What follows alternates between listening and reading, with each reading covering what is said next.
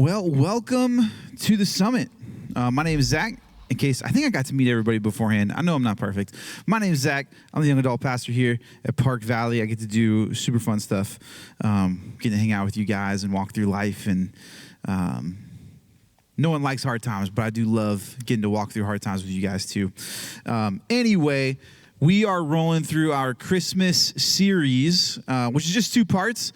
And so part one we did last week, and we did everything up into the Magi come, which the Magi, the three wise men, the three kings, they're all kind of it's the same thing, just we get different names for some reason. But we walked through everything up into that point, and basically what we were talking about is how Mary and Joseph, they chose to do the hard thing, that sometimes God's plan for your life is not an easy plan. Sometimes it's difficult and you have to walk through trials a little bit. And that's something, especially exploring the culture of the time period, how difficult it must have been, especially on Mary's side of things, to basically be pregnant before she was married in that day and age. But yet she chose to still walk in that as well. So today I wanted to dive into the Magi. But before we do that, I kind of have the order of events for you guys. So it could be a little tricky where you start in Luke and you jump to Matthew, and you jump back to Luke and you jump over to Matthew and all this stuff to get like a full, well-rounded scope of what we have come to know as the Christmas story. And so the first one is Mary is told, is kind of how I have it labeled. The angel comes to Mary. That's Luke chapter 1. And then the second part, you flip over to Matthew. That's where Joseph is told. So Joseph was planning to leave Mary quietly, and that would have been a favor. But then Joseph has a dream, and God tells him, like, hey, this is all legit. Don't back out of this, So that's Matthew chapter 1. And then you flip back over to Luke, and that's where Jesus is born. It's depicted a little bit better. In Matthew, I think it's like one sentence. He just says, and then Jesus was born. And then he just keeps going. You know what I'm saying?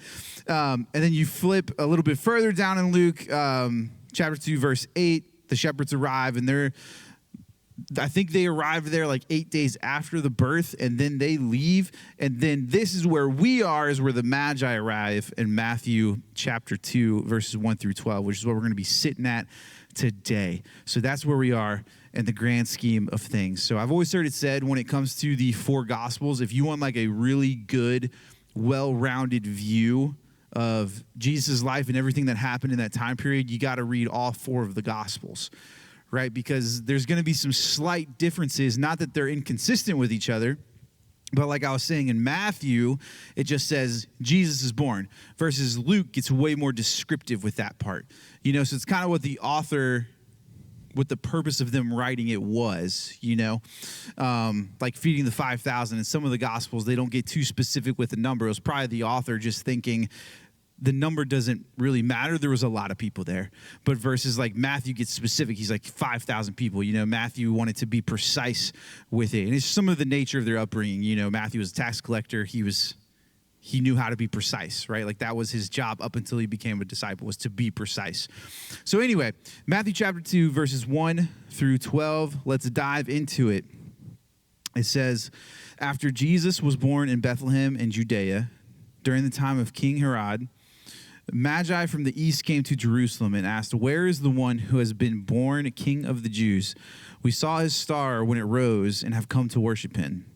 When King Herod heard this, he was disturbed, and all Jerusalem with him. When he had called together all the people's chief priests and teachers of the law, he asked them where the Messiah was to be born. In Bethlehem in Judea, they replied, for this is what the prophet has written. But you, Bethlehem, and the land of Judah, are by no means least among the rulers of Judah. For out of you will come a ruler who will shepherd my people Israel. Then Herod called the Magi secretly and found out from them the exact time the star had appeared. He sent them to Bethlehem and said, go and search carefully for the child. As soon as you find him, report to me so that I too may go and worship him. After they had heard the king, they went on their way. And the star they had seen when it rose went ahead of them until it stopped over the place where the child was. When they saw the star, they were overjoyed. On coming to the house, they saw the child with his mother, Mary, and they bowed down and worshipped him. Then they opened their treasures and presented him with the gifts of gold, frankincense, and myrrh. And having been warned in a dream not to go back to Herod, they returned to the country by another route. So basically, what's going down, I don't know about you guys, sometimes I read something and then I stop reading and I'm like, I don't even know what I just read. Anybody else? Show of hands. Yeah, I have to do like active reading where I'm jotting notes down and underlining things, or I will forget everything that I just read. Anyway, so basically what's going on, the Magi are on their way to go see Jesus. They kind of take a pit stop. They ask King Herod, like, hey, where is this guy? And King Herod is now like, someone coming in to take over? You know, and so he gets this little plan devised in his head. He's like, hey, I want to worship him too, so tell me where he is. That's not what he wanted to do, right? He actually wanted to go and kill the little baby Jesus. Little, 8-ounce baby Jesus. Just hang 8 pound, 8 ounce. I don't know. I had a kid. You think I'd remember how the weight works. I don't. I was sleep deprived in the delivery room. They're like, this is how big your kid is. I'm like, great. You're just trying to stay awake. But anyway, one thing that I find funny, so that, King Herod's like, hey, come back, report to me. The Magi go. They're warned in a dream from God, so they don't report back to King Herod, right? They go back to where they came from, to a different country, actually, which we'll get into a little bit later. Now, there's a couple points that I want to bring up. Well, one, something I've always found interesting is that King Herod, the more he attempts to stop the prophecy from coming, the more he actually fulfills prophecies, which I think is interesting. We'll dive into it a little bit later. But part one is that both the shepherds and the Magi bowed to Jesus. And I just find it interesting because the shepherds were kind of known as like the grunts of society, right? Like they're not the highest of highs. They're not the wealthiest people on the face of the planet. They're the grunts, right? They produce this product, and that's what they do. But the Magi, however, were very well-educated, higher-class kinds of people. That's why you get things like the wise men or the three kings. We don't exactly know where the Magi came from. It just says they came from the east, right? So what we know is that they are considered a more high class than what shepherds would have been considered. But yet, both of them bow to Jesus. Both of these, like two completely separate social classes, bow to the same infant lying in a manger. And that's something that I just found like so interesting when I was reading through the story. And to me, it just says that your social standing does not matter in God's eyes. Like, he just doesn't care. He doesn't care how high you are up in your company. He doesn't care how popular or unpopular you are. Like, he doesn't care about any of that stuff. What he cares about is your heart, and that's it. He simply just cares about you. And you can see this as you walk through more of the Gospels, right? Like, instead of Jesus treating like the religious elite well, he went after the ones who wanted to follow him, right? He went after the ones who had good hearts. Not the people who were in it to try and like boost their pride a little bit more. Not even the ones that probably had the most knowledge of what the Bible was at that time. He went after the ones who wanted to worship Jesus, who wanted to point people to him because that was the right thing to do. So God simply just cares about your heart. He is less concerned about your position. But if you're in a position where you feel like maybe you're in a slightly better position than most, which is okay, you should be using that to love and help other people. You don't ever want to be the person who is stuck in the mansion and never goes outside the doors to help somebody. Rather, like, how do you use that mansion to then help love and share the gospel with somebody? My wife and I, we have these rules. It comes out of 1 Timothy. We have these rules that's ever since we've owned a house. This thing has been put up my wife made it. We put it up in our kitchen right now. It's been somewhere in our house, but it's our family rules. Right? And it's above all else love. That is the number one rule. Above all else love.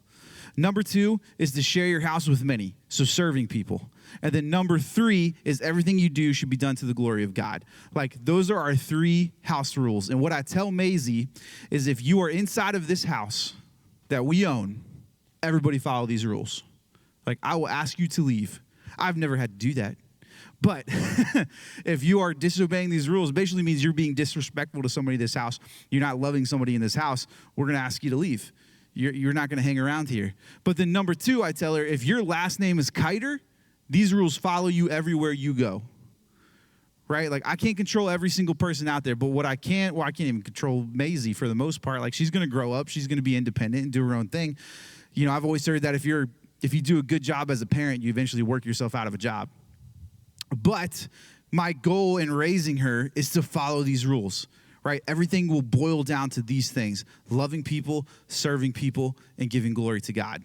So if you feel like you're in a position where maybe you're a little bit better off than somebody else, and like I said, it's okay to acknowledge that you are, but how are you using that to help somebody else? And you might be a little bit further along in one area of your life, but not another. You know, one thing I've learned about maturity as I've grown and matured, which sounds like super weird, but I'm 35. I guess I'm a little bit wiser than I was when I was 34. But when you grow, sometimes you mature quickly in other areas just depending on how life has treated you. And sometimes you lag a little bit in different areas.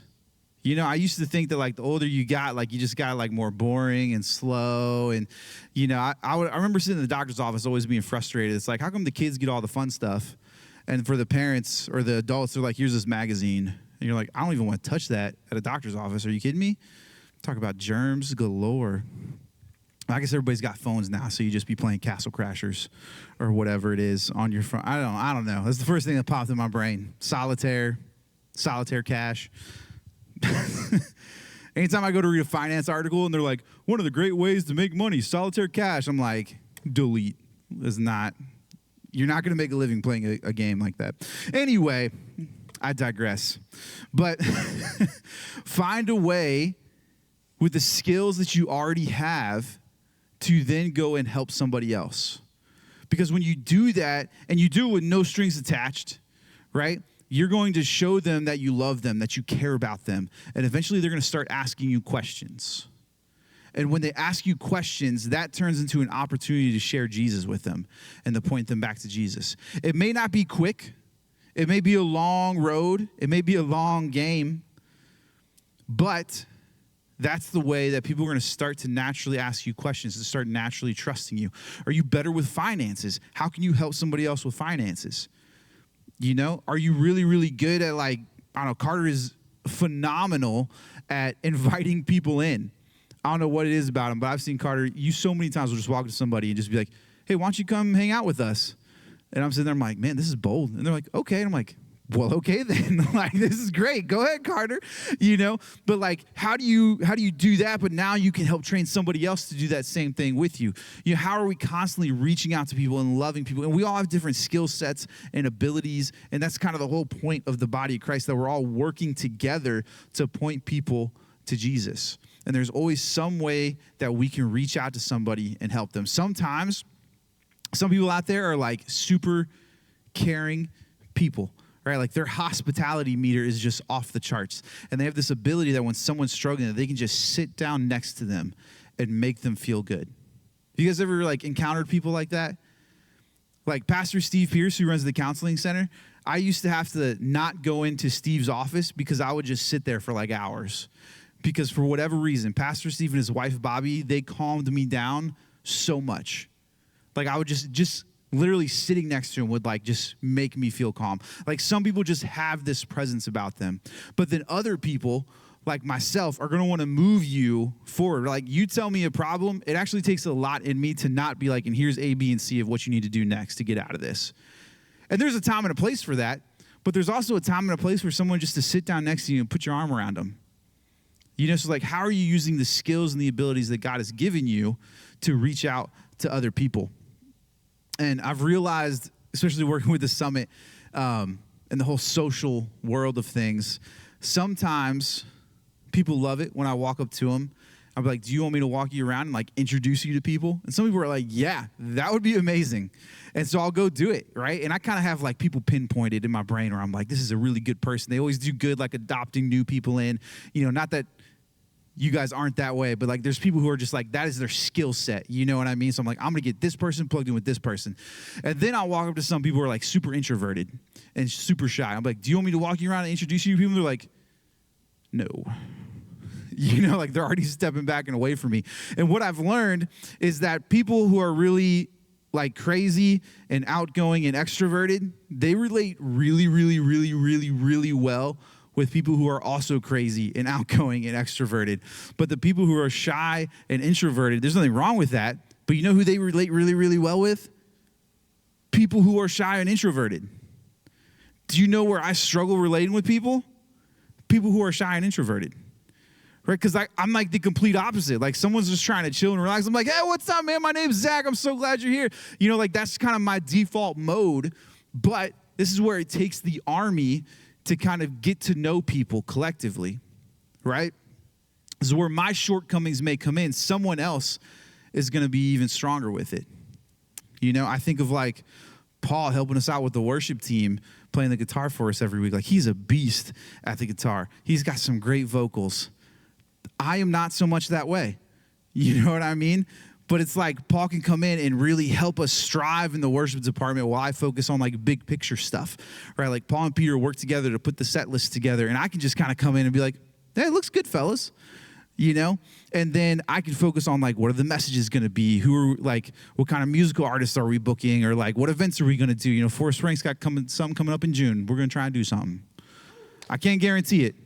Because tickets aren't for sale yet, so I have no idea. If they even do group tickets. I don't know. It's going to be $6,000, Carter. Anyway, it's important for us to work together to just point people to Jesus. It doesn't matter if you think someone's better than you or not better than you. I don't even know if that makes sense, but like what's important is that we're pointing people to Jesus with the skill sets that we have, with the resources that we have. Everybody has a different set of resources. Part 2 of this message is I really found it interesting that the Magi like disobeyed a direct order from a king, you know? And it can seemingly be in contradiction of another part of the Bible.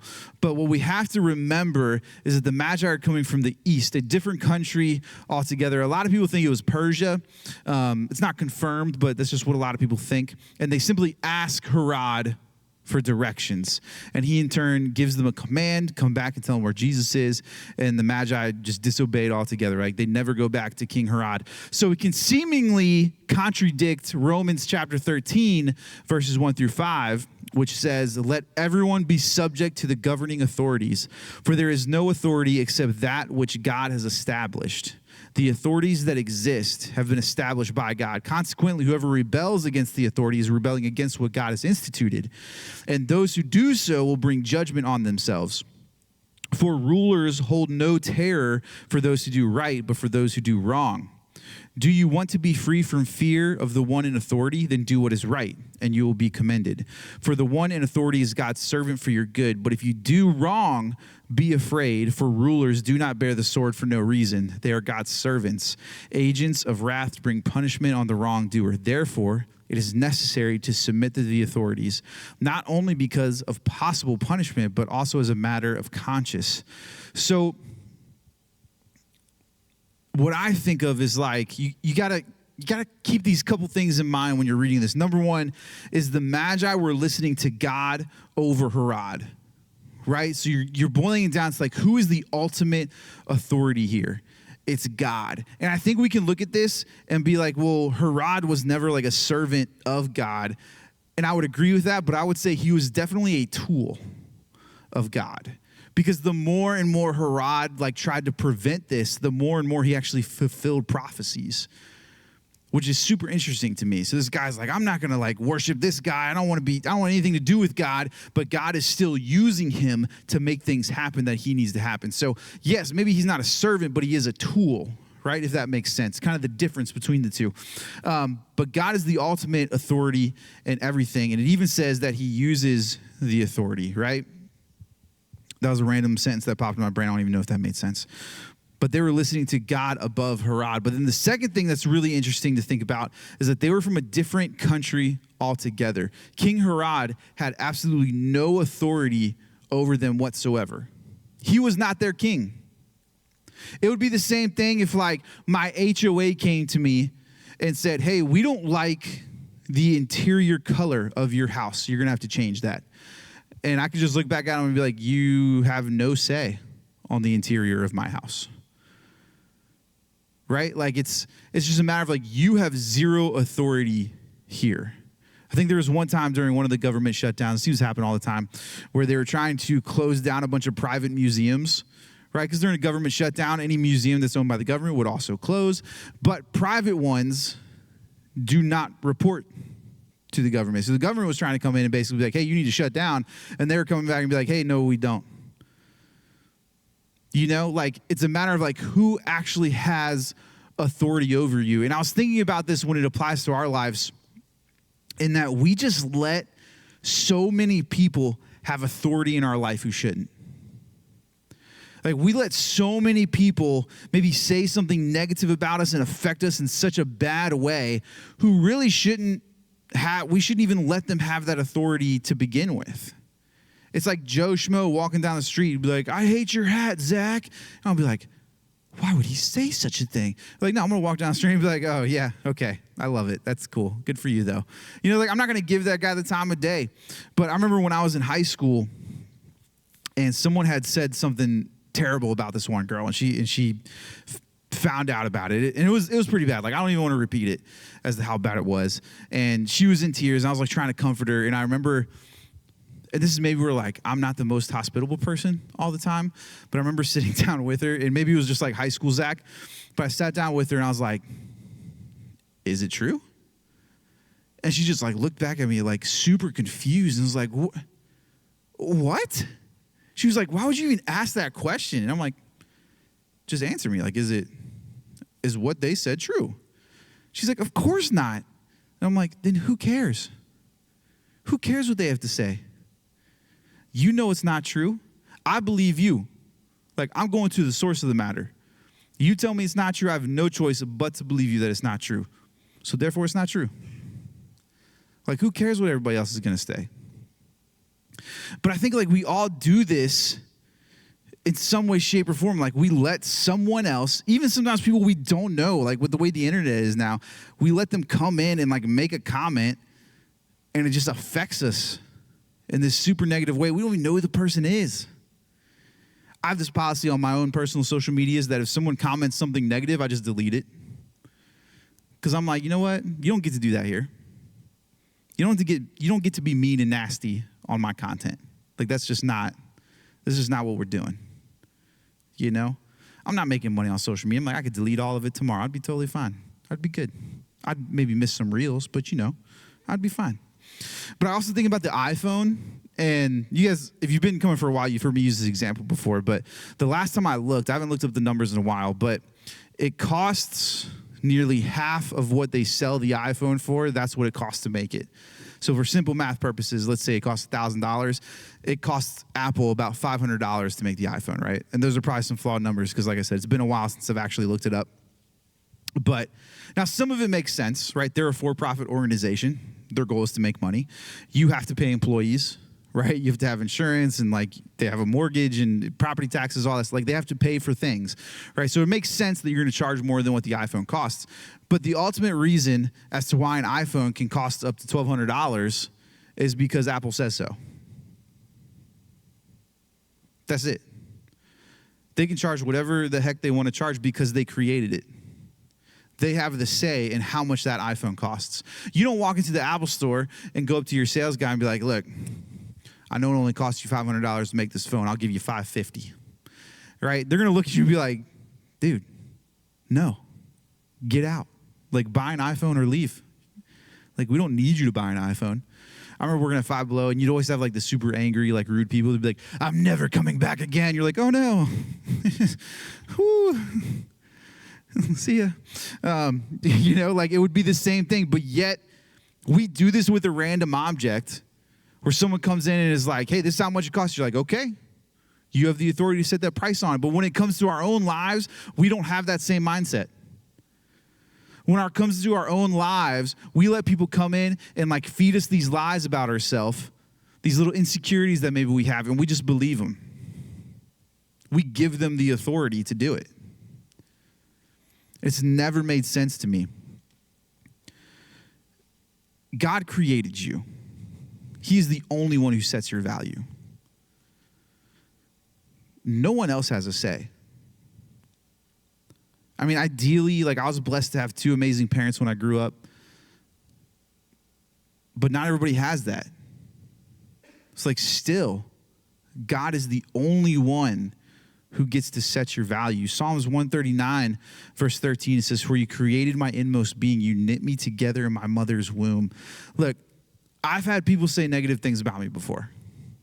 I've heard it. I've heard it come around the grapevine. You know what I'm saying? And it gets back to me. And my reaction, one, I mean, I listen to it because maybe there's some truth in there, right? Like maybe I can work better on something or whatever the case is. But ultimately what it comes down to is I'll be like, they just don't know me. They don't know me at all. My character will speak for itself. My actions will speak for itself. People can say whatever they want to say. I'm really unconcerned with it. I'm concerned with two people, right? I'm concerned with what God has to say about me, and I'm concerned with what my wife has to say about me. Outside of that, I mean, I appreciate what Maisie has to say about me, but, you know, she learned a trick one time that if she said, "I don't love you," as we walked out, that we would stay in the room. So, you know, you got to take it with a grain of salt. But that's where you go back to life. Like, she loves me, right? She's like, yeah, she loves you, you know? So anyway, like the two people that I care about the most when it comes to their opinion is God and my wife. If my wife looks at me as I'm about to leave for church in the morning, she's like, "You probably shouldn't wear that shirt. I'm going to go change the shirt." Like if somebody else tells me that, they're like, "Why are you wearing sweatpants on stage?" And I'm like, "Because it's comfortable." Like, why would I not? You know what I'm saying? It's just a matter of like, who are you giving authority to in your life?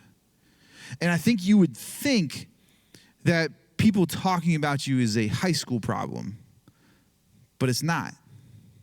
It's an everywhere problem. It's an everyone problem. People like to gossip. And then you end up playing a game of telephone. And now there's something going around about you that's completely not true, right? But you got to let your actions speak for themselves. You got to be completely unconcerned with what anybody else has to say about you other than God. And yeah, maybe you got those people who are closest to you that you let have some authority in your life that you really appreciate. Like our middle school pastor, Will Lamon, he's one of those people in my life where if Will tells me something, like it's a big deal to me, right? Like I am listening to what Will has to say to me.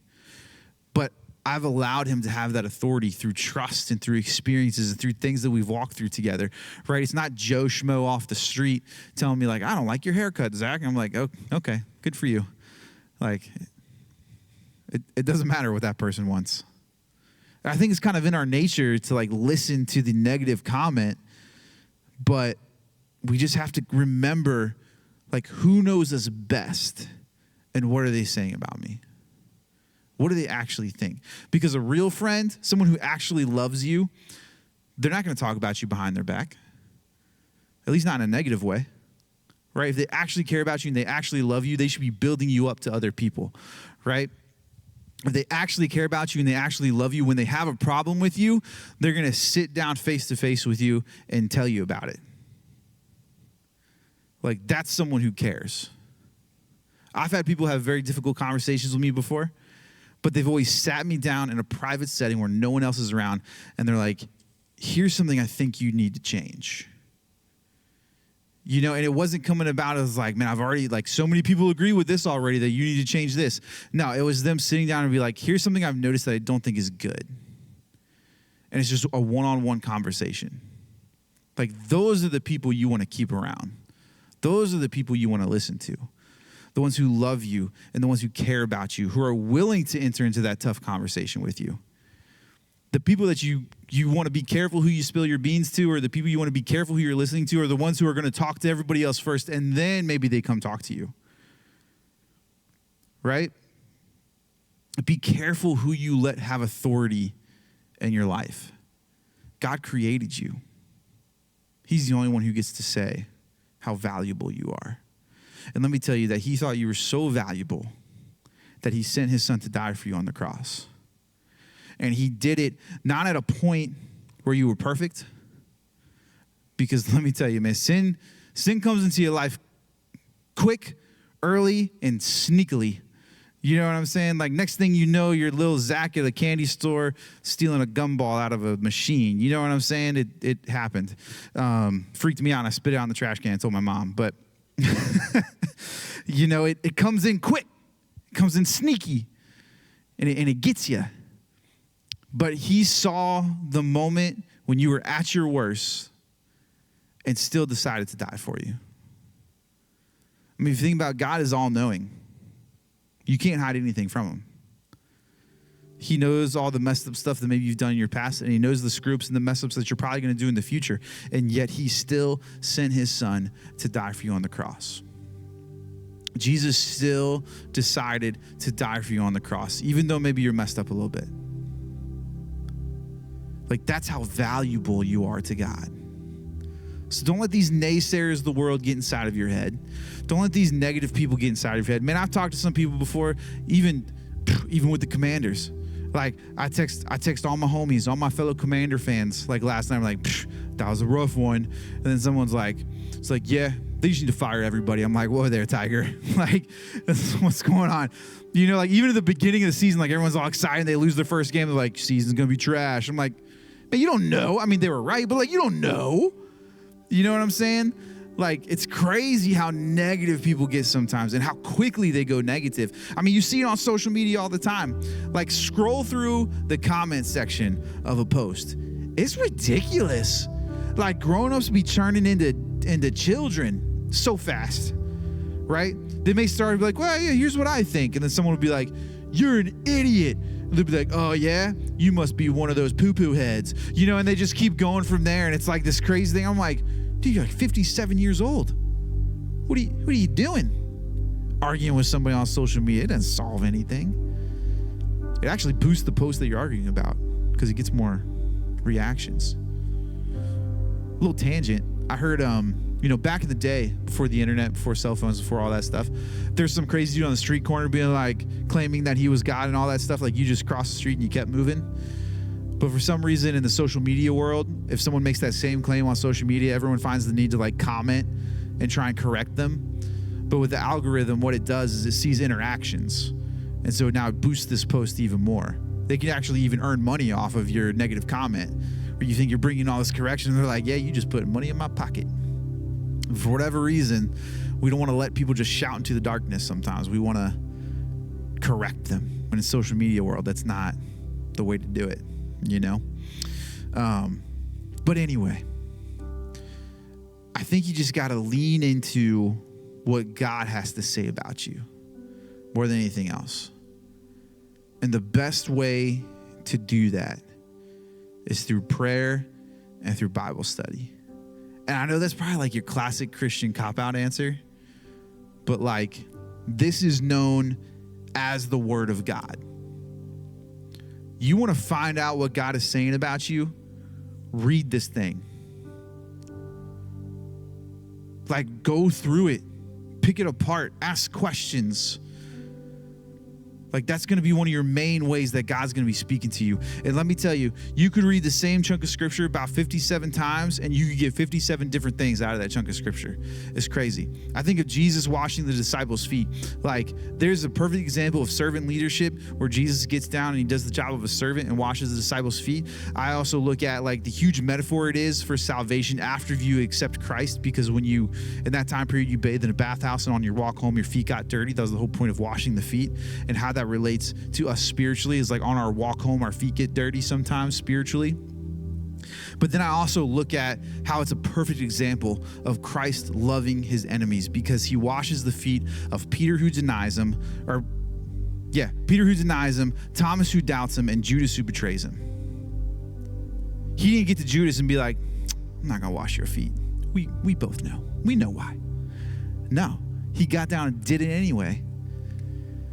But that's something like I didn't pull those three things out the first time I read through that chunk of scripture.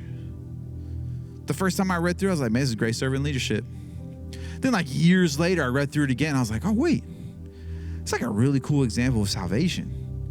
And then years later, read through it again and be like, you know what? This is a perfect example of loving your enemies.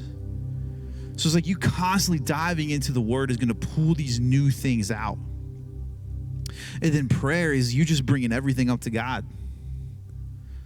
I don't think there's anything wrong with bringing your struggles and your frustrations up to God. I mean, he knows everything anyway. Why are you going to go to prayer and act like everything's hunky-dory when it's not? Bring everything to God. Like, go home, close your door, and start praying to God. And like, I know some people like love for it to be like super structured, and that's fantastic. I'm always a fan of like unprofessional, like super relaxed. That's just my style. I know that's not everybody's style, but like there's been times where I've just been like walking back to my dorm room at college and looking up to the sky and be like, God, what the heck are you doing right now? Like just bringing everything up to him.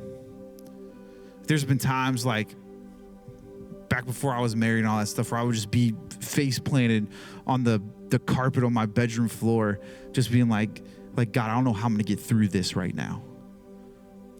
It's like, you got to bring every single thing up to him.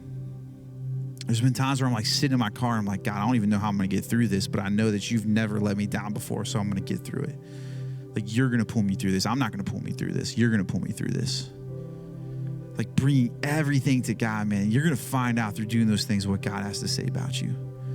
You're going to find out what God has to say about you when you get involved in good community, because they're going to tell you truths about you that are good. They're going to hype you up. They're going to make you feel good about yourself. Sometimes, like, if you want someone to be better, get them excited about being them, Sometimes I think, like, if we want to help someone get better, we come in and, like, it's like, here's all the things you're doing wrong. But it's like, nah, you're speaking all this negativity into them. Like, hype them up first. Like, here's everything that you do right. Here's what you do good. Here's what you're really, really good at. Like, do those things with people, man. Get them excited about just being them. Help them understand what God is saying about them. Like, that's kind of our job as a community, is to build each other up, not to tear each other down. But if you're here tonight, you don't have a relationship with Jesus, man, he thinks you are valuable. Like, you are the prize. Because, I mean, God is totally fine without us, right? Like, he doesn't need us to exist, but he wants us. He wants to be in that relationship with you. And that's why he did everything that he had to do in order to do it. I've heard the Bible described before that, like, page 1 is, you get past the table of contents. Page 1, God creates everything, right? Page 2, we mess it all up. The rest of this is God fixing what we messed up. Like, think about that. That he loved you so much that he did all of this so that you could spend eternity with him. So if you want to close your eyes and bow your heads, if you're here tonight, you've never accepted Christ into your life before, I'm going to kind of do like a little two-parter. Part 1, if you've never accepted Christ into your life before, we're going to give you an opportunity, which I feel like it sounds weird to say, because you can accept Christ at any point. You don't have to do it necessarily when I tell you to do it. But if you want to accept Christ into your life, you can pray something like this. You can say, God, I know I'm a sinner. I know I've messed up. But Father, I want to accept what your son did for me on the cross. And God, I pray that he comes into my life and he just washes me clean. And I'm ready to entrust my life into your hands. And if you prayed that, I just want you to stick your hand up real quick. You can put it back down. And if you're here tonight, you feel like you already have that relationship with God, but you just haven't been trusting him. It's like you feel like it's something you need to do. Like maybe your feet got a little bit dirty on the walk home. Man, you could pray something like this. You can be like, God, I know I've been messing up, but I love you. I'm ready to give that struggle over to you. I'm ready to trust you with that aspect of my life. And I just want to ask, like, Man, if you prayed that, I just stick your hand up for me real quick. And then still with nobody looking around, man. Everything that I do, everything that Park Valley does is like the plea for us to just look at you and to be like, God loves you. And he wants everything to do with you. Like if you saw what God sees in you, if you could see that same thing,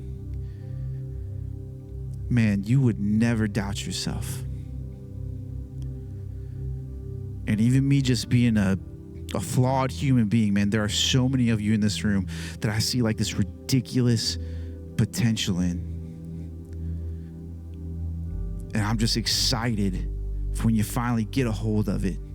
You finally trust yourself and you finally like fully believe in yourself, because man, you guys are special in this room.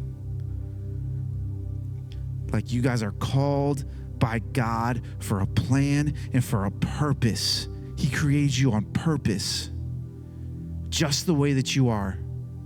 Those little things about you that you think are maybe mistakes, or you wish you weren't a certain way, or you didn't act a certain way, or whatever it is, man, he put that in you on purpose.